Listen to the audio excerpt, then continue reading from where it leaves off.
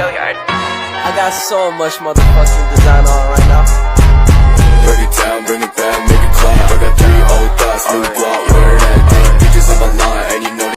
Bismillahirrahmanirrahim. Assalamualaikum warahmatullahi wabarakatuh. Kami dari kelas B dengan kelompok yang beranggotakan 4 orang, yaitu saya sendiri, Nur Aldi Ramdhani, samping saya Muhammad Aiman Fikri, dan teman saya di belakang ada Hendy Saputra, dan yang megang kamera yaitu Roslina. Oke, di sini kita akan mempresentasikan hasil semua diskusi kami.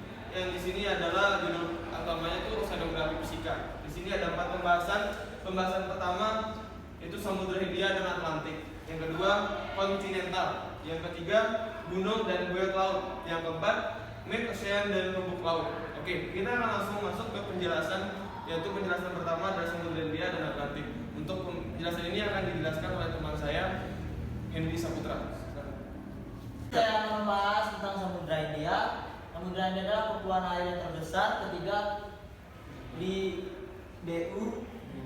Di dunia meliputi sekitar 20% dari total permukaan air bumi dan merupakan lautan yang sangat berpengaruh bagi ekosistem di planet bumi.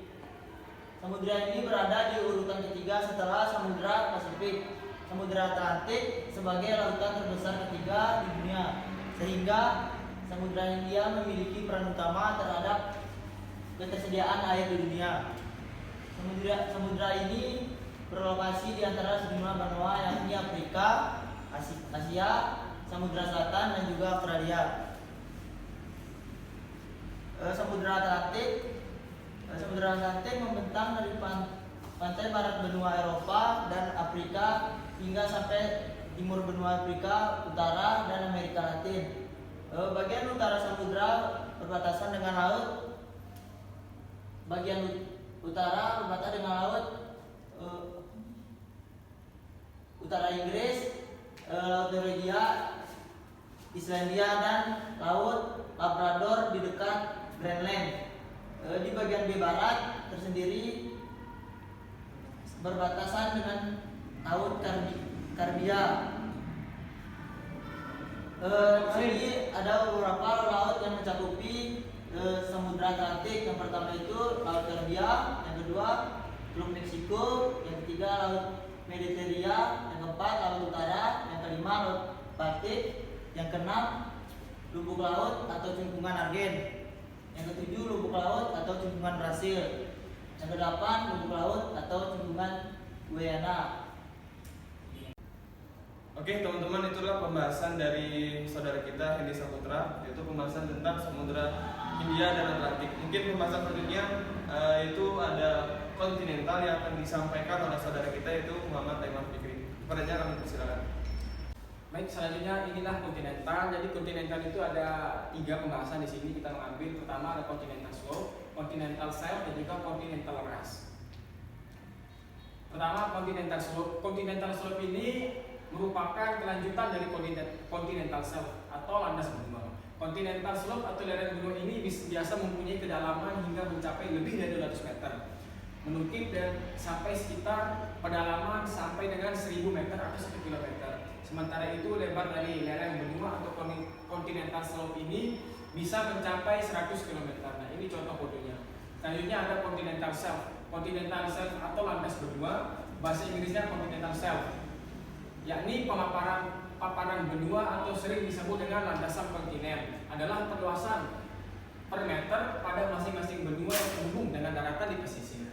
Landas benua yang mengelilingi sebuah pulau disebut dengan landas insuler. Selanjutnya continental rise. Continental rise ini ialah dasar laut dengan sudut kemiringan landai sekitar 0,1% dan merupakan bagian batas benua yang sesungguhnya yang langsung berbatasan dengan dasar samudra. Continental rise memiliki lebar hingga ratusan kilometer dari dasar slope hingga ke daratan abyssal. Relief continental rise umumnya kurang dari 20 meter kecuali di sekitaran gunung laut.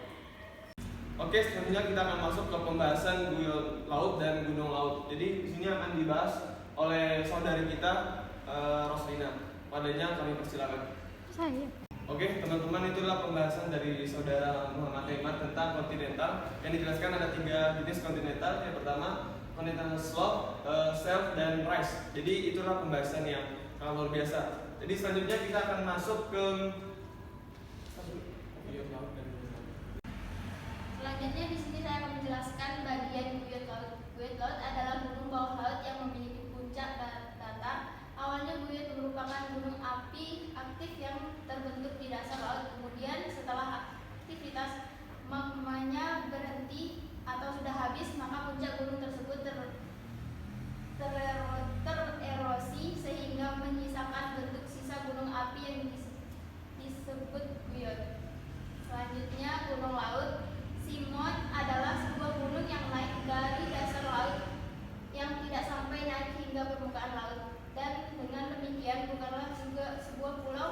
Umumnya ditemukan terbentuk dari proses pembentukan gunung berapi dan muncul pada kedalaman mulai dari 1000 sampai 4000 meter dari kedalaman. Setidaknya terdapat sebanyak 30.000 gunung laut yang tersebar di seluruh dunia, dan hanya terdapat pembagian beberapa jenis gunung laut, yaitu gunung laut Simon dengan ciri ketinggian lebih dari 1000 meter 1 km dari dasar laut, bukit dengan ketinggian kurang dari 1000 meter dari dasar laut, serta pinnacle berbentuk pilar yang lebih kecil. Oke, itulah pembahasan dari saudari kita itu Roslina dengan pembahasan guyon laut dan gunung laut. Mungkin pembahasan selanjutnya itu ada mid ocean dan lubuk laut. Ya, nanti akan dijelaskan bahasa sendiri. Mungkin langsung saja saya akan jelaskan mid ocean.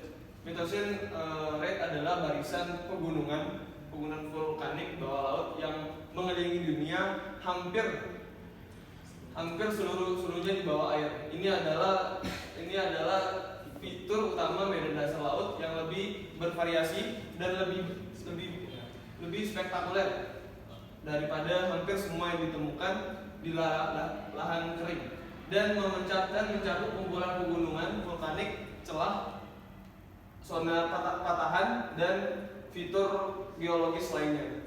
Selanjutnya adalah lubuk laut.